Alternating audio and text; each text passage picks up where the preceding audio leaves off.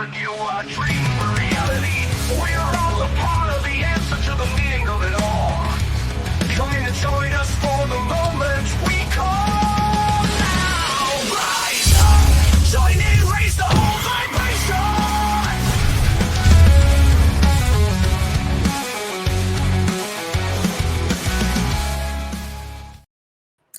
Yes, rise up, join in, raise the vibration.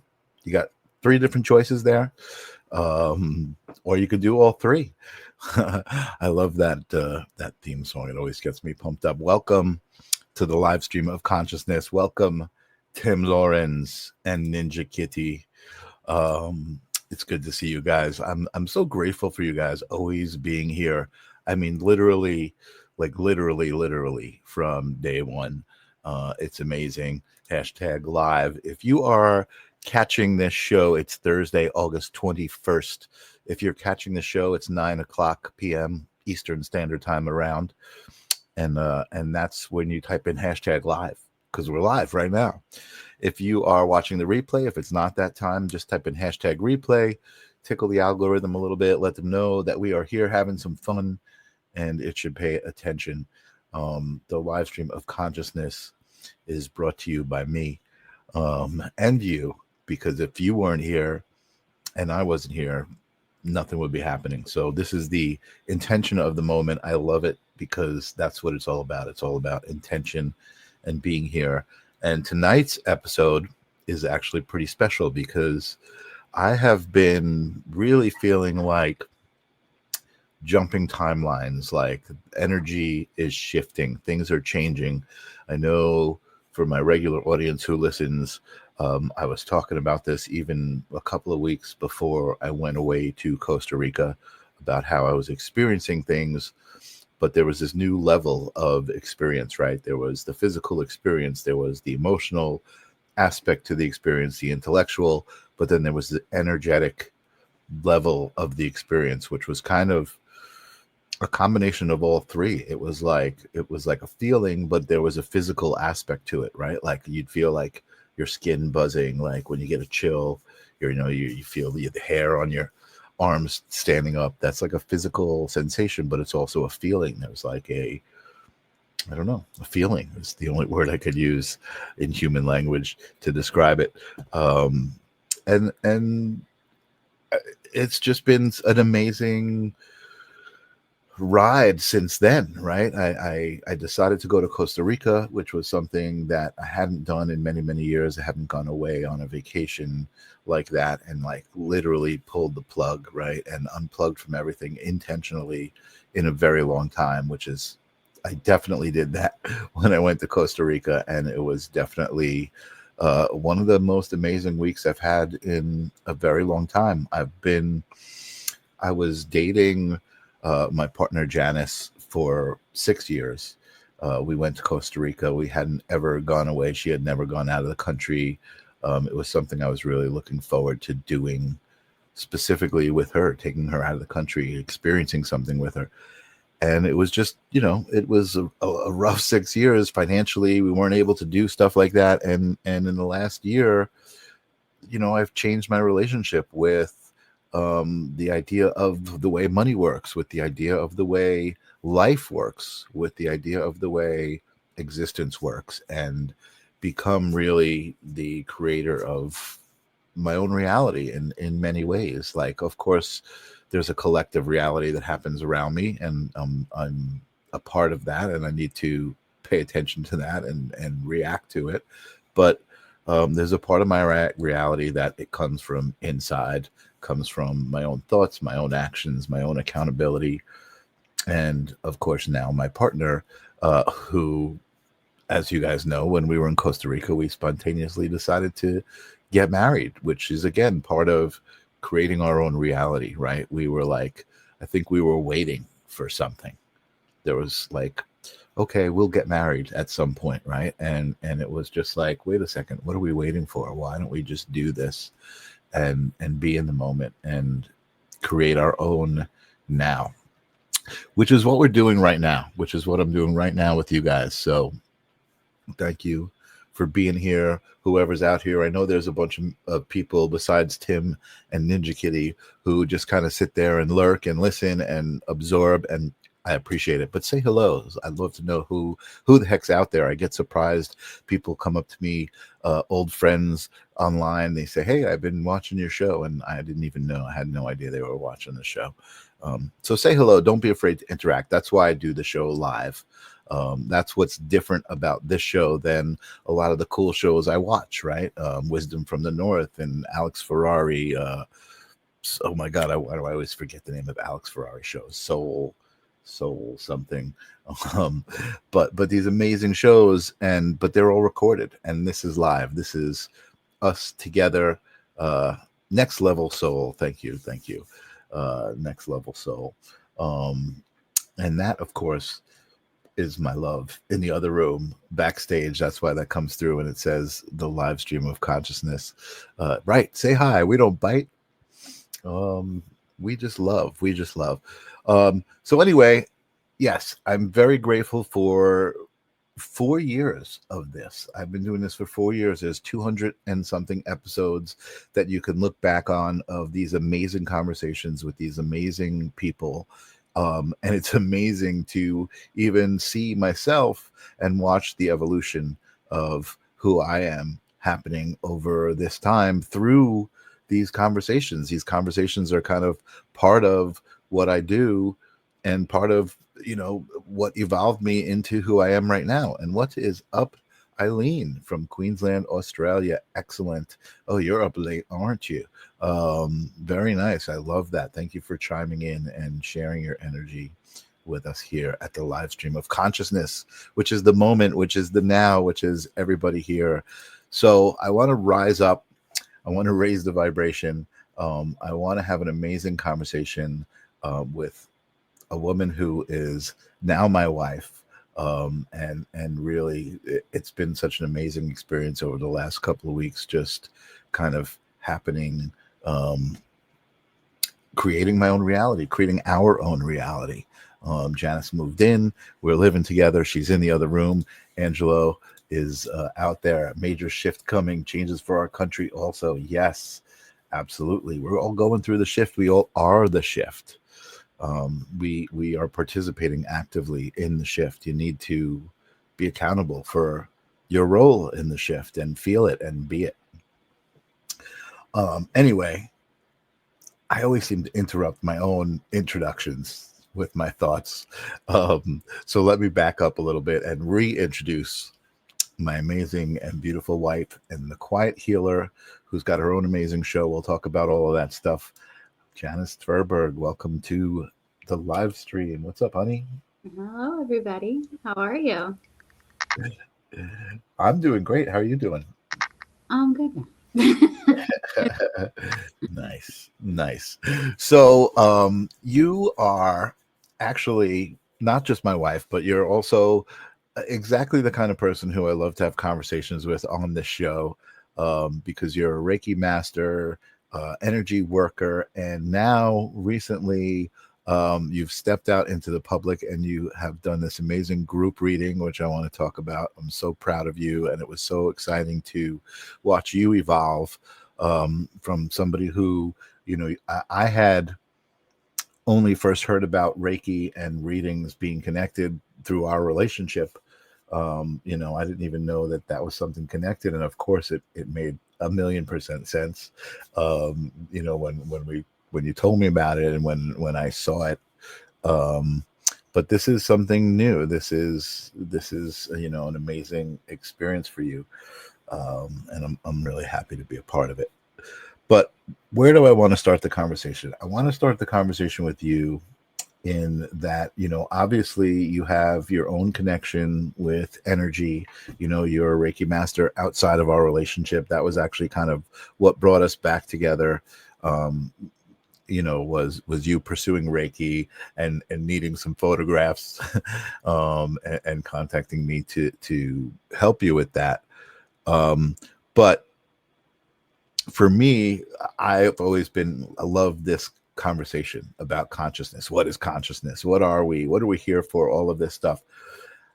Before we got together, Was that a big part of your thought process? Did you think about that stuff? I mean, I know, like I said, you're connected to energy, but what was your thought process like?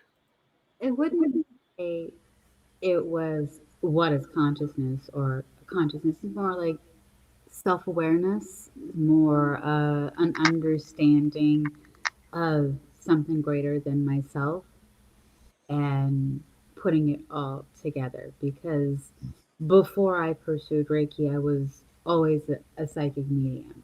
And I just didn't know what to do with any of that. So been very aware of energy around me from a very early age. I didn't know what to do with it until much later in life.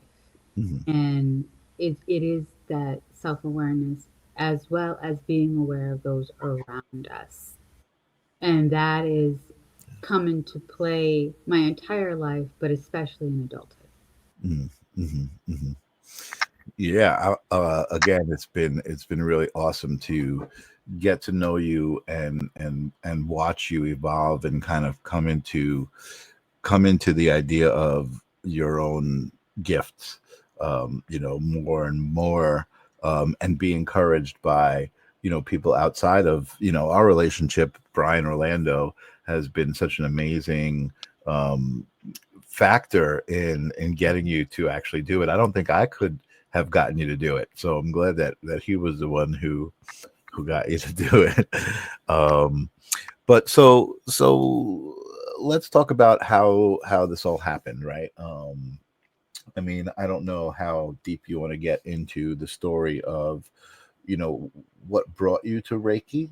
Um, but if you want to talk about it, I think it is important for people to understand what you're talking about with this self-empowerment, right? For people to understand that the world, although I see a lot of people struggling and trying to get through day by day and dealing with situations that may not be in their best interest, um, but we don't have to deal with things like that. And so I think that's an important story to tell. Again, I don't know where you want to start, but I know Reiki definitely was a big factor in you kind of getting to know yourself and finding a purpose, right? Because I know that you talk all the time about that's what you feel like you should be doing, and Yeah. that's what a purpose is, right? If you feel like you should be doing something, I mean, that's your purpose. So where do you want to start with that?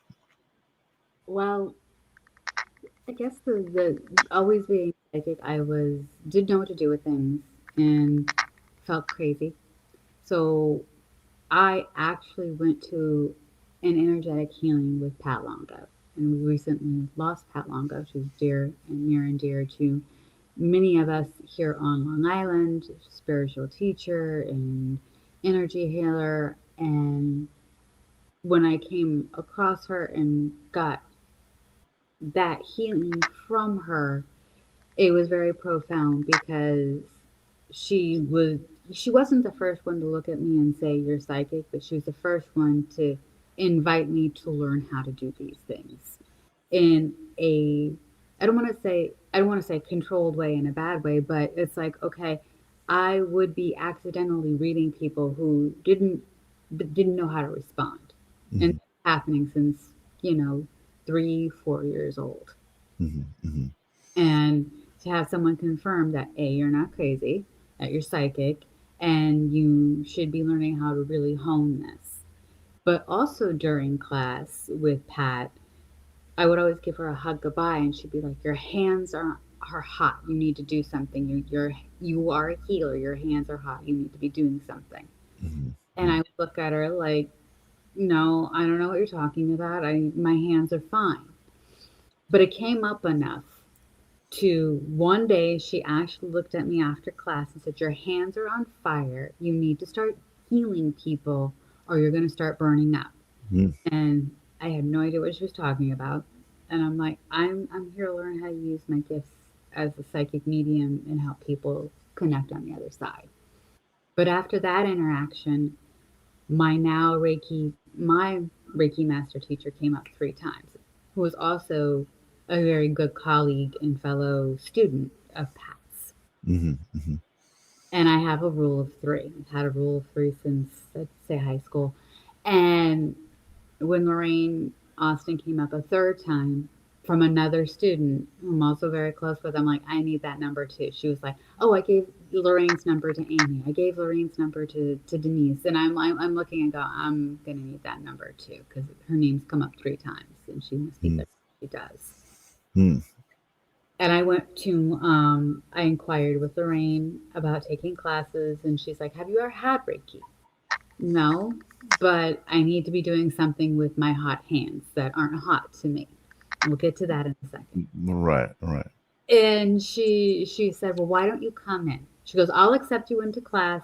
You're one of Pat's students. You know, you come from a trusted source. You're not some random person off the street where I have to do the, Spanish Inquisition interview with. So I came in and I had my session with her, my first ever Reiki session, and I was like, this is what I need to be doing. If I'm going to be doing this healing work, this is how I need to be doing. This is what I need to be doing. And I started taking classes with her. Right. My first class was interesting because there's like this whole system. So it's kind of like elementary school, middle school, high school. We'll use that analogy. So you're learning the basics and primaries. Hi, Mm. Grace. The fundamentals, and then Reiki 2, you're learning how to practice on others, so it's more advanced. And then you have master practitioner and master teacher. There was four of us who went all the way to teachers. She called Wow. four musketeers. We were in every class together. It was great. So that, I mean, there was definitely a calling there for you. You definitely felt like you had to keep pursuing it. So it's interesting that you were actually pursuing your intuitive abilities first. It wasn't. I actually thought that Reiki was first, and that the psychic stuff came from doing the Reiki. But you were pursuing like your intuitive abilities, and then Reiki came into the picture as kind of a way to channel that energy that was Mhm. coming up for you. And I love that. And I know I personally have experienced your hands getting very hot when you do Reiki. I remember even the first time you did Reiki on me, feeling like, you would warm you would warm them up on a fire, or like, you would like warmed up your hands before you put them near me. And it wasn't even like you were touching me contact. It was just your hands were kind of near me like that. But again, energy, it's all about energy. And I think once people experience energy on like a physical level, right, where you feel it and there's a physical aspect to it, I think that's what really opens you up to be like, okay, there's something to this, right? And I think there's a lot to be said for the hot hands thing, because that is very physical. That's like, you could measure that with it, actually, with the thermometer. You can probably measure your hands and then Jeffrey did. Jeffrey, my son, did actually. When my hands were really hot, he took one of those temporal thermometers that we all had during yeah, COVID, that we all have now. yeah. My hands were over 100 degrees, and I haven't Wow. done anything. He's like, your hands have a fever. Um, Physically, wow, that's physical reality. It's amazing. and the first time it appeared in class, as I was getting to the hot hands, is my during our first class, I actually the beginning of the second class, we were all back in the groups in the class together, and we were learning how to do work on each other, and we were learning like the hand placements for others. My hands didn't want to go where she wanted me to put them. They want the person I was doing practicing on needed to work on her elsewhere. Right. During share, and that's the first time I've experienced my hands ever getting hot. I'm just sitting there going, you want my hands on her ears, but they want to be on her neck, and now they're hot, and I feel like Drew Barrymore and the fire starter, and I don't know what to do with this information other than Pat was right. I still don't know why my hands are at her ears when they want to be on her neck. But you were also feeling intuitive to move your hands into different places. Yes, and as later out, like as we were talking later on during lunch, and I'm the first person to say this. Lorraine goes, from now on. Well, that's exactly what happens. I was more advanced. It was kind of like going in high school. You go to AP classes because you're not too smart, but you're smart Right, enough to be right, advanced. She goes, don't ever. Now you go where the energy is. Now that's the whole purpose of the fundamentals, is to get you to the point of where you go where the energy right. is. Hmm. And that was very key for me because it was like the entire time it's like, can I just put my hands on her neck? And she turned around during lunch and said, my neck really needed that. And Right. oh, good, because now after lunch, that's where they're gonna go. Um, but that's where Reiki and intuitiveness and my skills as a medium come in, Hmm. because sometimes when you come to a psychic medium and somebody doesn't come through, it's because you're resistant. And I know this after many years of going to psychics and wanting my dad to come through. Right. It's like he wasn't going to come through until I was ready. What Reiki does for me is make the readings for others go smoother, Hmm. because now they're in a more relaxed state, Yeah, more you've receptive state to where they're going to hear the information that they really need. yeah, yeah, you've explained that to me before, and it makes a lot of sense. I think, I think people, you do, and that's why I didn't do it tonight, but that's why I've been starting the show, with like just 3 breaths, right? 3 breaths is really all you need to, get some of the blood cells going, to get this physiological sense of relaxation, and just grounding and connecting. um, and I think that that's, Reiki is the next level of that. I think that we really underestimate our own abilities, to heal ourselves in general, and to just, and not even heal ourselves, just to exist day to day, right? Just breathing, breathing happens, right? It's not something that we have to think about. It just happens and we do it. But then we kind of get into, we've talked about the hamster wheel, right? You wake up, you get on the hamster wheel, so your breathing is just part of, like, oh my god, I'm doing this, I'm doing that, I'm doing that, and you're breathing and you're not thinking about it. But meditation, or focusing on your breathing just for, like I said, 3 breaths, it's a whole different experience. You're really connecting with it. You're really, changing your heart rate and your blood and everything physiological. There's a physical aspect to it. um, I think that's great. So okay, so you started by pursuing your intuitive abilities, but then you moved over to Reiki, which was still your intuitive abilities and your ability to connect to energy, but a more focused way to, I guess, train it on your client, or whatever, like whoever you're focusing on, whoever you're exchanging energy with. Right. I feel that the way I work, it's both are innate gifts for me. I just didn't know Reiki was an innate gift, and I was like, okay, well, I've always been a medium. I've always been the Sesame Street song in my family, and now I'm not. I'm in a collective of people who are very similar, being that they're both innate for me, especially like we're all psychic, we're all intuitive. It's a matter of who's tuning in and who Right, what is coming through stronger. right. And for me, What's up, it's Nancy? cutting through the static for other people. And part of what's cutting through that static is getting them calmer. And so a lot of people will come to me for Reiki and leave with a reading. And there's a lot of people who will come to me for a reading where I need them to be calmer. So I do a few minutes either meditation or Reiki just to get them in a good space. But Right. what they do is they work together. They like feed off each other. It's very symbiotic. Yeah. From I can do one or the other, but they seem to always meld together. Right. But I can read independently and I can do Reiki independently. I Right. Well, client I would. it's like, okay. Yeah, I always like the experience of stories is that you've come home with where you're like, oh yeah, they came to me for Reiki, but I gave them a message and the message really resonated. It was like, and they even left saying, I didn't come, I thought I came here for Reiki, but I really came here for that message. Which is really amazing.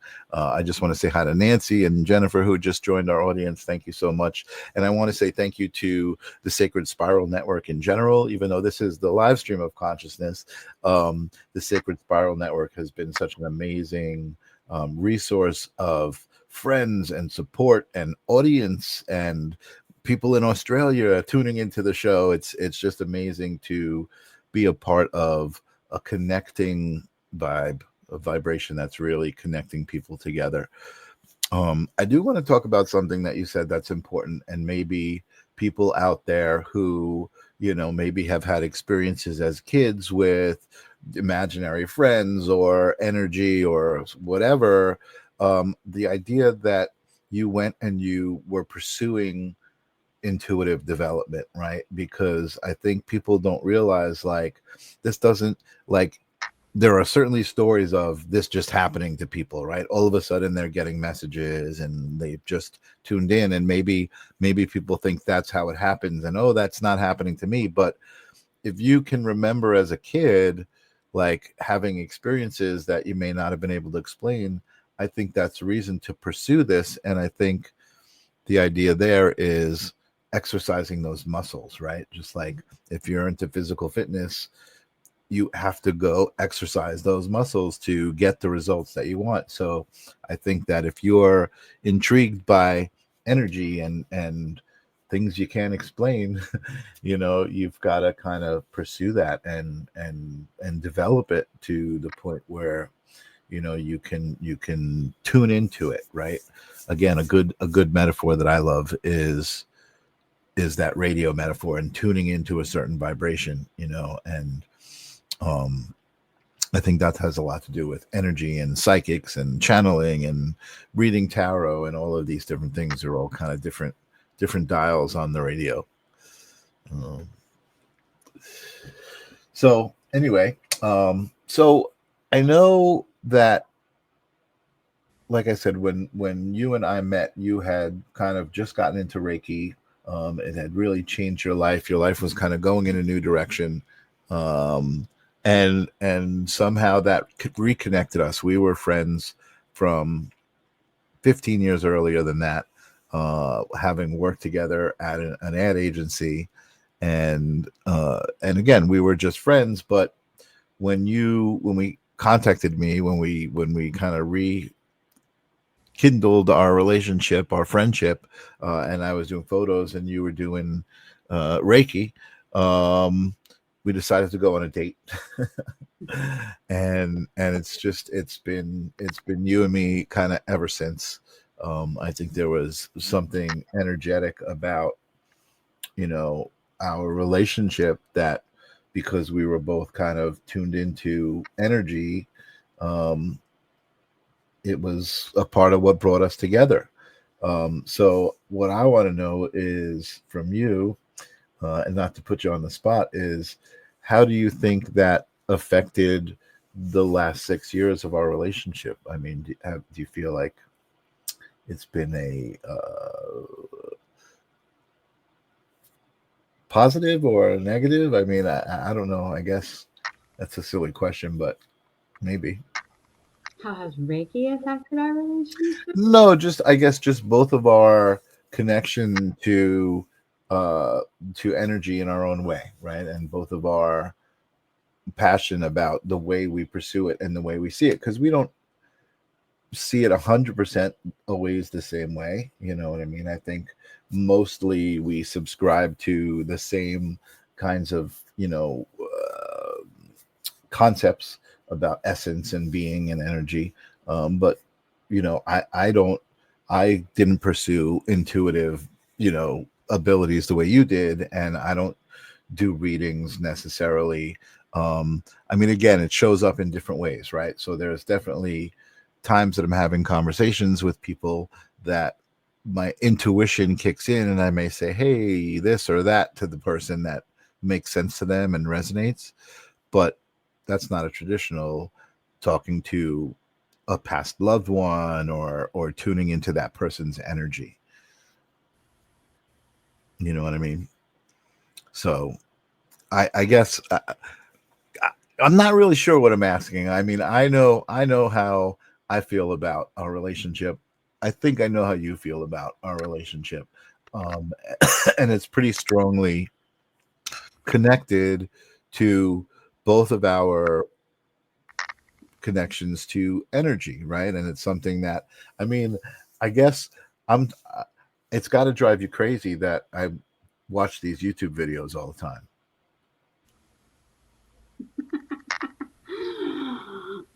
It doesn't drive me crazy. When you watch the news, it drives me crazy. When I watch the news, and Yeah. then I get triggered, but I barely watch the news. I try to. You do a much better job of staying away from that stuff than I do, and certainly, yes, there are times when it sets me off on a, it doesn't last that long. I mean, it's like I go on a little bit of a tirade, and yes, it does affect me sometimes, but then I'm able to let it go. And Grace said, I had you at hello. I think she had me at hello too. We had each other. We had each other. I think, you know, I mean, it's interesting. I mean, we don't really talk about past lives and things like that, but I think we both feel there's some sort of cosmic connection that goes beyond this lifetime. Hmm. Mhm. Um, that is both in a poignant thought and intriguing. But if you don't subscribe to the past lives, then it's harder to explain. But yes, this this lifetime is karmic to past lifetimes. There's a lot to be learned that Mhm, must be learned in this lifetime because the contracts have been rewritten. mhm, mhm. Okay. All right. So let's bring this back. I'm going to turn this back around on you because some amazing, exciting things have happened. And I know I put this up. I shared it. I talked about it a little bit. So you have been taking this tarot class with Brian Orlando. And it's a cool class because I know music is an important thing to you. We have a similar history with music, and it's a part of our relationship as well. Um, and Brian mixes in tarot very unconventionally with music. And tarot was not something that interested you as far as I remember before this happened, or tarot wasn't something that you did. Um Something isn't something that I had done. It was something that I was interested in, but never connected with cards. you right, okay. I guess that's what I was trying to say. So Decks so it didn't make any sense to me. right, right. So tarot, the traditional kind of definitions and explanations of tarot and methods didn't make sense, but Brian introduced this kind of musical element where songs and artists represented different things in the same way that the tarot cards did, Yeah. or do rather. um, and so before we get to where that went, tell me about how that resonated with you. What was it about it like that all of a sudden made sense? Well, that's funny because that question actually came up last night in class. But what got me to even join the class is Brian and I have been friends for a while, and he kept on asking me to join the class for like a year. It's like, tarot doesn't make any sense to me. I don't understand it. I get messages, much like Grace. Grace would understand this. I get messages through music. So it's like, okay, I can resonate with the music.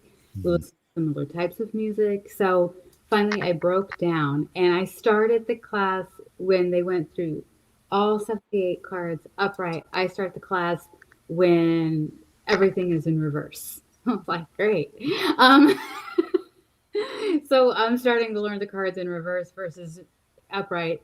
And the way he frames it, each card, he connects each card to a song that connects to him.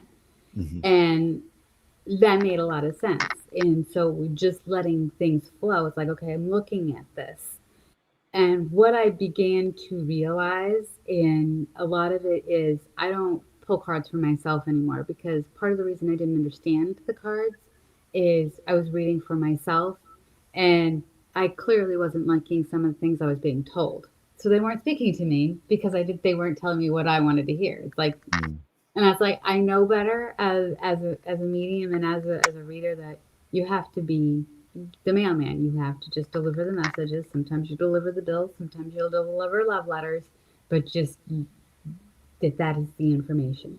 Mm. Deliver it with care, concern, and compassion, but don't get involved. And when you're reading for yourself, it's very intimate. You're very involved. I've had clients come to me, this is without cards, and want to hear something specific and then get mad at me. And every psychic medium has because you didn't tell them what they wanted to hear. You told them what they needed to hear. Right. Right. So part of the reason I wasn't connecting with cards is because I was reading for myself. So stop doing that. You can't do that. I mean, some people can. I'm not one of them. Right. Right. But what I've learned, and like I said, this question actually came up last night. He asked me, he goes, when did it make sense for you? And it's like, well, I don't usually read cards. I didn't ever need the cards to read. But what I found is that they're for the person sitting in front of me. This is just a tool. It paints a picture for them. Mm-hmm. And what I've also realized is that whatever I'm saying, the cards paint that picture. Mm-hmm. It just happens to be, coincides. I don't want to say coincidental because it's not. It clearly isn't. Right, but you're able to see the messages that you're getting and the energy that you're getting, and you're seeing it translated into the card, so you're able to convey that to the person that you're sitting. Well, they're able to see it. It's like, oh, that's what that card means. It's like when someone comes to me, this was really quite funny. I had a friend who wanted a tarot reader because somebody who couldn't just simply read, she needed to see the pictures. Meanwhile, we're getting the information, but okay, you want to see the pictures. Right, right. And it was just that aha moment of like, okay, these tell the story for them to see it. They don't believe me without the cards, so let's put them down. Gotcha. Yeah, no, and again, I understand that, and I always talk about how to me it's kind of all the same, right? Like people read tea leaves, people read without items and people read with items, runes, there's all sorts of tools that are basically just kind of translation devices, right? Ways to get the message across for different people, and everybody receives it differently. And I think that's important, right? And that's okay to understand, like, if you're looking for an answer and you go to a tarot reader and you don't get your answer, you'll get a message probably, right, that you're supposed to get. But I think there's just a lot of different ways to connect with energy, and I encourage people to, if they don't have a great experience or they don't connect, try somebody else. You know what I mean? Like, talk to people and maybe feel around to see what connection you can find. I have on many occasions clients will come to me and it's like, I don't think I'm the one for you. And I refer them to other people. Or I Mhm. have a family that comes to me and it's like, I want a reading. And it's like, I know you. Go to. I've referred my sister to Grace. I've referred my sister to my friend Teresa Mhm. simply because I know you. I've known you your entire life. I'm biased. Go to somebody who doesn't know you. Right. No, totally. That makes sense. And so I want to get to the most recent experience that you had, and I got to be a witness to. But before we do that, I guess I want to talk about my experience with you and watching you do readings one-on-one, right?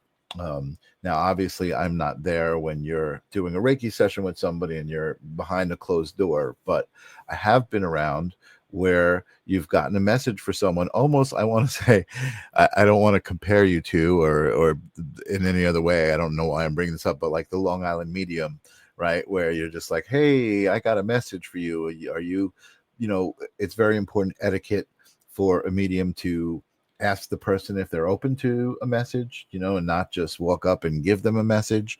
These are things that I've learned about just being around psychics. But I've watched you become more and more comfortable with, one, getting the message, two, being able to talk to the person who the message is for about giving them the message in a one-on-one situation. But I know you, right? You call yourself the quiet healer for a reason. You are very quiet, and not to give too much away about our personal life, but I mean, there's times when you're talking to me in the same room, and I'm saying what, and and you have to repeat yourself because you kind of talk a little bit low. So, it had to be horrifyingly frightening to have the idea suggested that you do a group reading. Brian asked you to do a group reading at his book release party. He just released a book, Rock and Soul Tarot, which is an amazing book, by the way. I know you've been deeply engrossed in it. But tell me, let's talk about this whole experience from the minute that he asked you to do it, because I know even then it's like that's when the experience started for you. Yes. So he is not the first person. In over the last several years, I've had fellow mediums, good friends who are also mediums. You need to be doing group readings. You know me, I do one-on-one. You need to be doing group readings, a one-on-one. Teresa's like, you're going to be doing group readings. I looked at her like, no. And she goes, yeah, you will.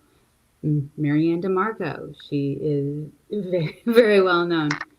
Oh, we'll get you out there. And I'm like very resistant.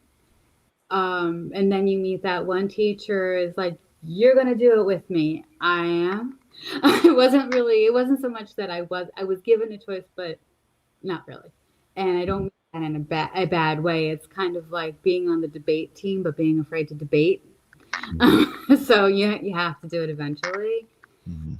So he, it's like, you can do this. You're going to be fine. I mean, and class is kind of like a group reading. The collective group reading where it's very intimate. We all feel safe with each other. This was just more a full room of strangers. It was very interesting because he shared with me that he hasn't even read for that many people in one time. I was like, great, baptism by fire. Yeah. After the fact, I found out after the fact, which is probably good. But it was one of those where it's like, okay, Spirit has clearly chosen Brian as the mentor to pull me out. And it was nerve-wracking. It's like a lot of encouragement, a lot of nurturing, a lot of everything's going to be fine.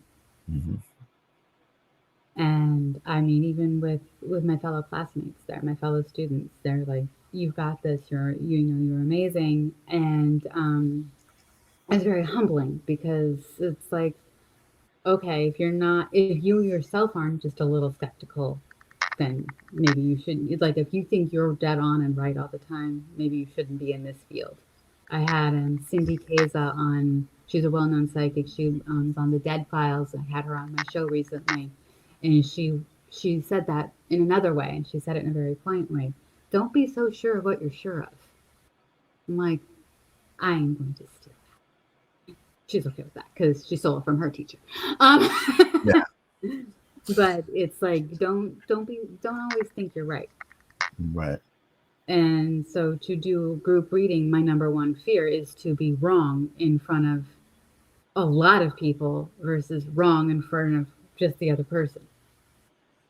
Right. But there, I mean, I guess it's hard for me to imagine that there's no real wrong, because when you're doing a group reading, it's the people who are feeling resonated to what you're saying I guess it's a matter of just hoping that somebody's gonna resonate with what it is you're saying. Yeah. And they did, and there were quite a few people who connected to the things you were saying. I want to bring up the pictures from that event here on your Facebook page. Um, this is you um, looking very nervous with your microphone, looking nervous to me because I know you, and I'm sure you know yourself, and you're like, yeah, you were feeling pretty nervous, but you also look very natural, right? You look like, you know, like when I was watching you interact with people, it was very natural.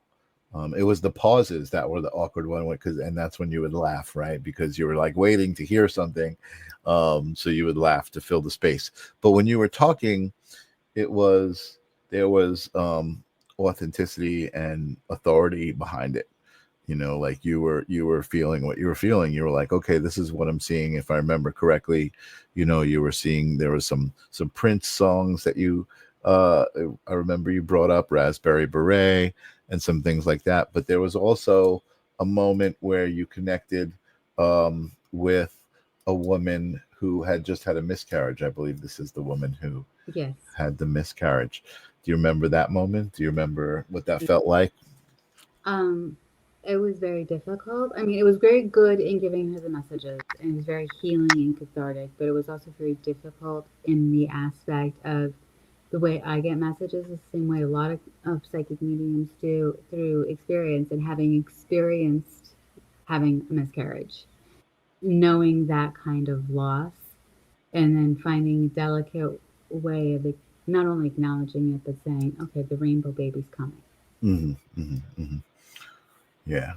I remember that was a very deep moment for everybody. It was kind of heavy, um, but but I think the thing that I love about it is there's always positivity and there's always hope in these messages, right? Messages that come through are for healing. They're for they're for helping people. So you know, giving this woman the hope, saying, "Hey, you just went through something, but that's not the end." That was just really powerful, and I definitely remember feeling that through the whole thing. Um, and Nancy says, "Good for you to have the courage to trust spirit. We all know this feeling. Good for you, Janice." Yes, I'm the one who struggles, I think, in this relationship with trusting and letting go, with spirit, specifically letting spirit come through, because I don't necessarily let spirit come through me in that way.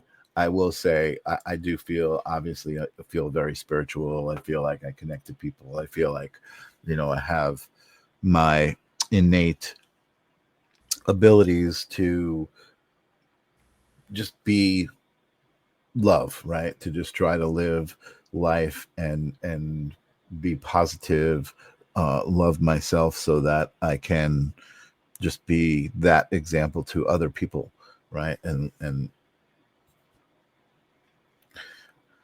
I don't even know what I'm saying. I just feel like I start going on these tangents, but I guess the point is, for both you and I, and this is really something that we've been talking about, is coming into our own purpose, feeling more authentic about who we are and how we interact with people, has really allowed me, I can't speak for you, to again be in touch with the idea of, I'm creating my own reality by kind of deciding what it is I want to pursue, what energies it is I want to give and receive, and represent, I guess is a good word. um and that goes past the struggles, right, of day to day. Like, okay, we still have to work jobs and do things that are part of the system that we're in, but I think both of us are really finding ways to um make our own way within those systems. You know what I mean? And not necessarily feel like we've got to do it a certain way. We've got to, I mean, I definitely don't feel like I get on the hamster wheel every day. I feel like, yes, there's moments I'm like, okay, it's hamster wheel time, but it's very intentional, right? I get on the hamster wheel, I do it, and then I know that I'm going to get off the hamster wheel. I'm going to come home to you, and we're going to spend time together. You know what I mean? I think that that's a big part of creating your own reality. Especially when you find someone who you align with.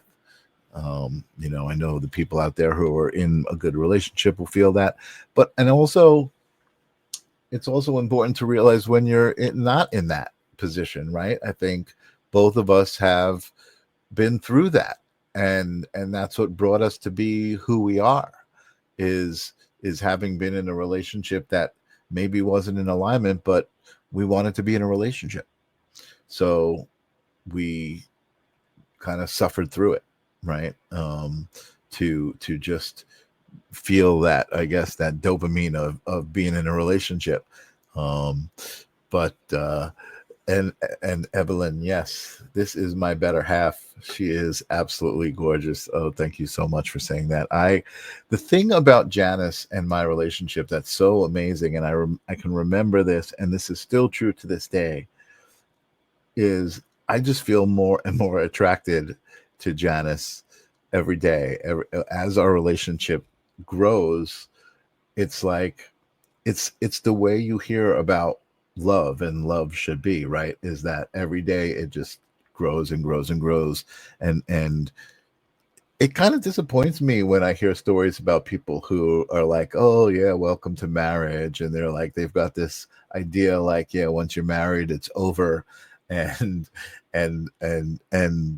things get boring and stuff, and it has not been any of that at all, and I don't see it going that way. It has just been, the love that we have, to be able to wake up and say I love you and say good morning with the intention that we both do. It's such a blessing. I'm so grateful. It really is. And something that's been odd is, over the last 6 years, every morning I would text you or you would text me and we would say good morning. And it's now we wake up together and we don't text each other. So I'm like at work and I'm like, oh, I didn't text Janice. I'm like, oh, but I woke up with Janice. I don't have to text her, but sometimes I text you anyway and I say, hey, how's your day going? Um, so it's great. Ninja Kitty is saying my hubby and I will be married 40 years in January. Awesome, Ninja. That is amazing. Love is everything. I do truly believe that. I love getting the opportunity to even say that when somebody says they're in a good relationship or something. I'm like, I'm so happy for you because love is everything. And I love saying that. And Nancy, 38 years, thankful and blessed. Let's hear it for good relationships. Woot, woot, woot. I think it's really good to hear that. And like I said, it's like more than that. I encounter people going, oh yeah, how's married life? And expecting me to kind of, be like, yeah, but I love it. I freaking love it. Anyway, Powder Bands, Ninja Kitty. Oh, Janice, I love talking to you. I can't wait to lay down and hold you and fall asleep tonight. But I just want to thank you for being such a brilliant part of my life, and I want to congratulate you on embracing yourself. We didn't get to talk about it. Evelyn is saying I was married for over 30 years. People thought we were newlyweds. That's awesome. And Nancy, thank you. Our energy together is amazing. Now I forgot what I was going to say. Oh, I know exactly what I was going to say. So my wife, Janice, one of the interesting things about the live stream of consciousness is I never planned it. I never expected to have a show, be in this little square, interview people, and have these amazing conversations. And it's turned into something really amazing that really, I think, right from the beginning, I think it kind of shifted who I was. It really added to who I was. It really changed my personality. It gave me more confidence in general to be who I am. Um, and I think Janice witnessed that. And Janice, who's the quiet healer, who's super introverted, without even really asking me to help, because this is what I do. I set up the graphics, I set up the show, I do all the technology part. She started her own show. It's called Unique Peace. It's on her own YouTube channel. The Quiet Healer is her YouTube channel. I should make a banner for it. Um, and and she started her own show where she interviews people. So the coolest thing that I saw when I watched her do this was she intentionally put herself way outside of her comfort zone in order to get better at what she wanted to do, which was Reiki. And she knew that in order to do Reiki and to get clients, you need to kind of talk to people. You need to have a little bit of, not necessarily extroverted, but you need to not be as much of an introvert as she always was. So she created this amazing show called Unique Peace. You know what? While we're talking here, I'm going to go to YouTube and I'm going to bring up the Unique Peace channel so I can show people. And she blew me away as far as like being a host and talking to people. And she has amazing conversations with people about peace. What brings you peace? What does peace mean to you? Here it is, The Quiet Healer. Here's your YouTube channel. And again, both of us, through this idea of creating these shows and having these conversations, have had the opportunity to have incredible conversations. Eva Gypsy Love, Barry Mangione, these people that you're seeing on the show, Lisa Campione, I mean, Nancy Muratalla, there you are, Nancy. Just amazing opportunities. And it's just through intention and wanting to do this and wanting to be this. I've seen the Quiet Healer in the chat before. Yes, the Quiet Healer. Now you know the secret identity of the Quiet Healer. She does often show up. But if you're interested in this kind of stuff, in watching people have conversations and connect to people, and the Sacred Spiral Network, a lot of people do readings, and I often have guests on my show that do live readings in the shows. That's not necessarily what the Unique Peace is about, or the live stream of consciousness. It's really about this moment. It's about being here intentionally, being together, connecting with each other. I think earlier today I was thinking about how my mission must be to meet everybody in the world one at a time, face to face, have a conversation, because that's what I love doing. That's what I love, holding space for people. That's my other show on the Sacred Spiral Network. I love thinking about why we're here. That's the live stream of consciousness. I love connecting with you, people in the audience, just being here and interacting. I love connecting with my guests, especially when it's my beautiful wife. I just want to thank everybody for sharing their last hour with us. Janice, I want to thank you for sharing your last hour with me in this capacity. And I can't wait to finish our dinner that we started earlier because we had to stop dinner to do the show. Nancy, thank you so much. You're also very inspiring. It's so great to watch people really doing what they love, being who they want to be, and just following their dreams. Evelyn, thank you so much also for being here. I've loved your presence ever since you jumped into the chat room the first time I saw you, and I said Eveline, and I think I called you Eveline until Jennifer Rose told me that it's really pronounced Evelyn, and there you go. So but you were always so polite. You never corrected me. But thank you. And Nancy is indeed an inspiration. And Angelo says, great show, guys. Even though I feel like we were just babbling for the last hour, it's all about energy and intention. And again, I think that Janice has amazing intention. I think I have amazing intention. I think you guys have amazing intention. So when you mix that all up, it just feels good. So thank you, Angelo, for being here and hanging with us.